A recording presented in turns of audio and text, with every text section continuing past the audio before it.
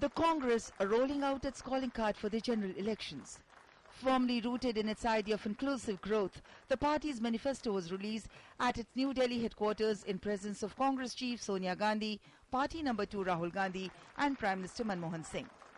A vision of an inclusive society, a rapidly expanding economy in which growth benefits all sections of our society. The Congress's manifesto this time around bears the tagline, "Your voice, our pledge." The party says over 5 lakh people have contributed to its formulation. Consultations with thousands from different sections of society carried out by Rahul Gandhi himself in several parts of the country. The manifesto that we have here is truly the voice of the people of this country. We had a manifesto in 2009, and I'm proud to say that 90% of what we had written in that manifesto has been delivered by the UPA government and the Prime Minister. And we commit to doing exactly the same with the 2014 manifesto. The Congress's promises and vision for India can split on 2 parameters.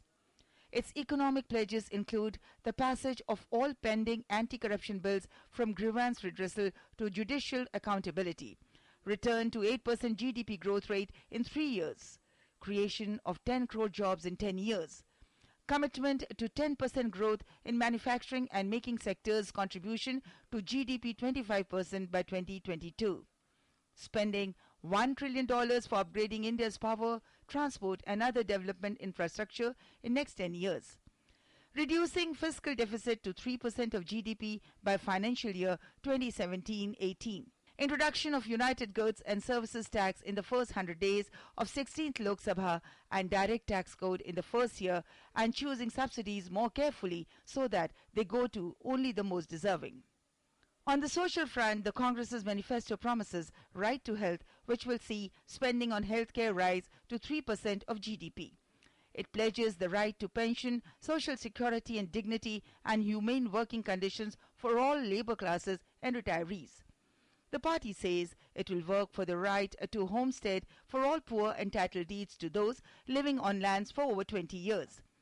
Right to entrepreneurship has also been offered to protect and assist those who want to create business opportunities. UPA 3 promises to move from Sarva Shiksha to Shreshth Shiksha Abhiyan, making quality center of agenda. It pledges a passage of women's reservation and anti-communal violence bills. There will be a citizen charter for women's safety and security and more fast-track courts to deal with crimes against women, setting up of one-stop crisis centers for women in all hospitals in cases of rape and domestic violence. And the party says it's committed to creating consensus for SC/ST reservation in the private sector. The Congress President Sonia Gandhi hailed the manifesto as one that aims at promoting unity and not uniformity.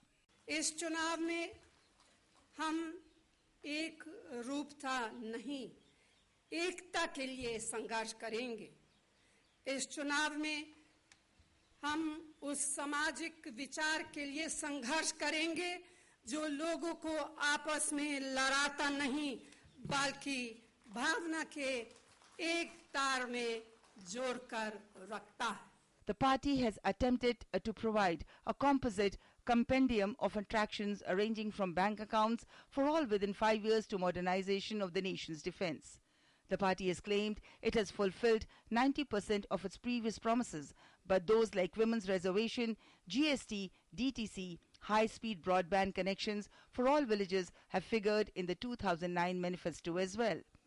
The question is, will the people give the Congress another chance to complete its unfinished agenda and reshape a new one it has pledged for returning India to a high rate of inclusive growth?